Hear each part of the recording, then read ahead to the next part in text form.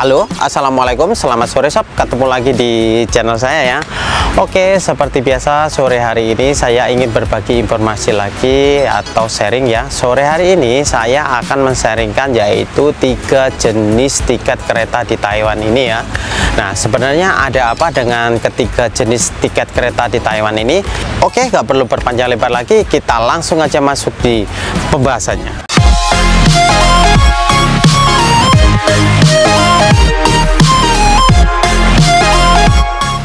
Oke sob, sebenarnya sharingan saya sore hari ini tentang ketiga tiket kereta di Taiwan ini merupakan pengalaman pribadi saya, pengalaman yang kurang mengenakan ya. Kenapa bisa demikian? Karena sebelumnya saya itu sudah sering berlangganan untuk beli tiket kereta itu secara online ataupun di mesin iPhone yang ada di 7-Eleven ya. Itu udah berselang 3 tahun yang lalu, itu tidak pernah ada masalah. Cuma di tahun 2023 di bulan 8 ya kalau nggak salah kemarin itu saya mengalami masalah, yaitu saya beli tiket kereta itu di iPhone. Waktu itu perjalanan saya dari Toyan mau ke Taichung ya. Dari Toyan saya itu dapat tempat duduk ya. Setelah dari Hsinchu itu saya ditegur sama orang Taiwan, katanya tempat duduk yang saya duduki itu sudah di booking atau dibeli sama dia. Nah, di sini terjadi sebuah kejadian, yaitu satu bangku kok bisa ada 2 tiket. Setelah itu akhirnya saya mencoba untuk menghubungi petugas kereta yang ada di dalam kereta tersebut ya. Biasanya kan ada ya petugas kereta api yang sering mengecek untuk kelengkapan tiket kita ya. Nah, itu saya hubungi orang itu. Akhirnya saya yang berdiri, orang yang dari kota Hsinchu ini yang dapat di tempat duduk yang bangku yang saya duduki dari Toyan tadi. Kenapa bisa demikian? Karena saya itu belinya di mesin iPhone yang ada di 7-Eleven.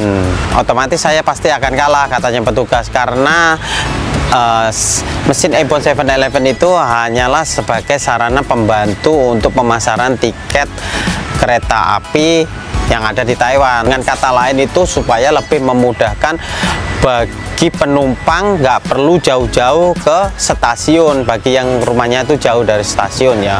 Makanya mereka itu jalan alternatifnya itu kebanyakan belinya di mesin iPhone seperti saya itu ya, karena saya jauh dari stasiun makanya saya belinya di iPhone. Ternyata mesin iPhone itu hanyalah sebagai sarana pembantu untuk penjualan tiket yang berada di stasiun gitu loh ya. Itu adalah pengalaman di bulan 8 kemarin ya. Jadi saya akhirnya berdiri dari Hsinchu sampai ke Taichung. Nah, bila mana kalian mengalami kejadian seperti ini, kalian itu bisa hubungi nomor, pasti kan ada ya, kita beli tiket secara online itu kan ada nomor call centernya, nomor yang bisa dihubungi ya, untuk menyampaikan keluh kesah kita apabila kita itu beli tiket di mesin iPhone atau di aplikasi lain itu ada masalah. Dan mungkin itu pasti ada potongannya ya, karena kita sudah mendapatkan pelayanan yang kurang mengenakan.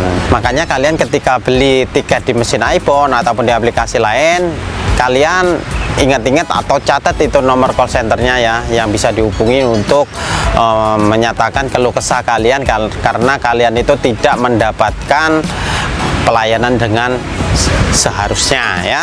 Tetapi saya waktu itu saya tidak melakukan keluhan atau telepon ke nomor call centernya. Karena apa? Karena saya pikir yang penting saya turunnya tetap di kota Taichung gitu loh ya.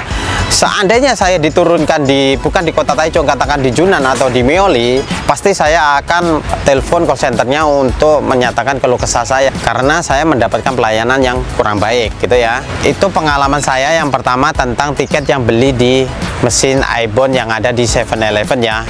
Oke sob, sekarang kita masuk di jenis tiket kereta Taiwan yang kedua ya, yaitu tiket yang biasanya itu dibeli lewat aplikasi Taiwan Railway ya, yang pakai sistem barcode seperti ini ya. Dan ini caranya sangat mudah ya, dan di sini barcode-nya ini nggak usah dicetak ya atau di print ya, ini biarkan saja di HP kalian ya.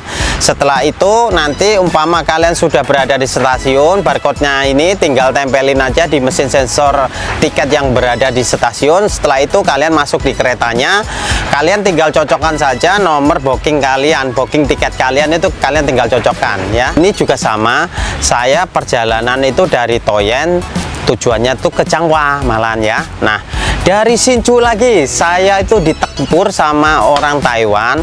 Katanya di sini adalah tempat duduk saya gitu ya. Dia beli tiket itu di stasiun. Pikiran di dalam hati saya, waduh berdiri lagi ini saya. Kenapa saya punya pikiran seperti itu? Karena saya sudah punya pengalaman di awal tadi itu yang beli tiket di mesin iPhone itu, akhirnya saya berdiri lagi itu ya. Itu nggak apa-apa saya berdiri, yang penting saya tidak diturunkan di tengah jalan. Dalam arti di tengah jalan itu tidak diturunkan di bukan tujuan stasiun yang saya tuju. Akhirnya saya berdiri nih dari Hsinchu sampai ke Changhua ya. Sekarang kita masuk yang terakhir, yaitu tiket yang beli di stasiun ini ya. Nah, seperti ini tiket yang beli di stasiun. Ini saya jamin kalian umpama naiknya dari Taipei tujuan ke Hualien, entah itu dari Taipei tujuan ke Pingtung, kalian tidak akan bisa digusur ataupun dipindah sama orang lain ya. Walaupun itu nanti tiket kalian berbenturan seperti yang saya alami di awal-awal tadi itu ya. Karena apa? Tiket ini yang mengeluarkan langsung dari kereta api Taiwan atau stasiun Taiwan gitulah. Ini yang diakui oleh pemerintah Taiwan gitulah ya. Kalau dua tiket tadi itu hanya sebagai sarana pembantu untuk menjualkan tiket yang dari stasiun Taiwan ini ya, stasiun kereta Taiwan ya.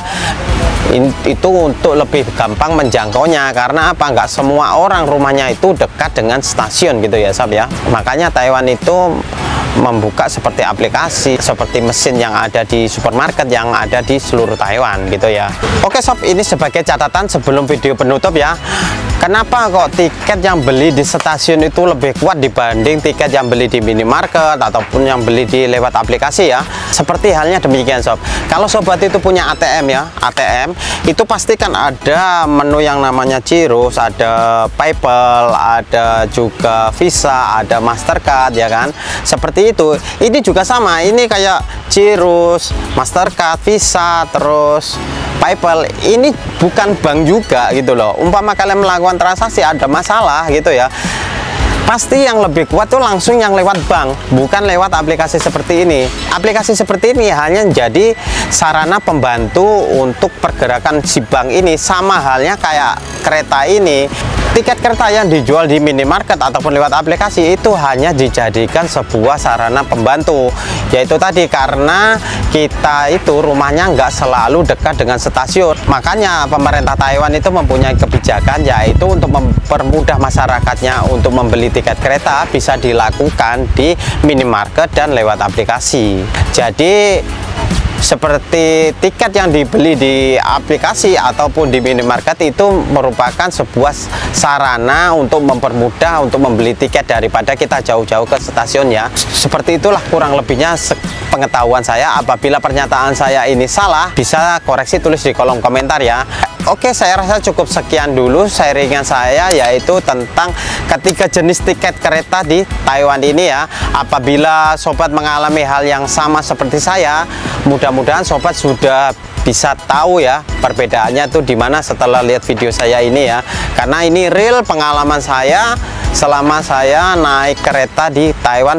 2 kali saya mengalami penggusuran tempat duduk atau mengalami tempat duduknya satu tapi tiketnya ada 2, atau dengan kata lain itu tiketnya itu benturan ya.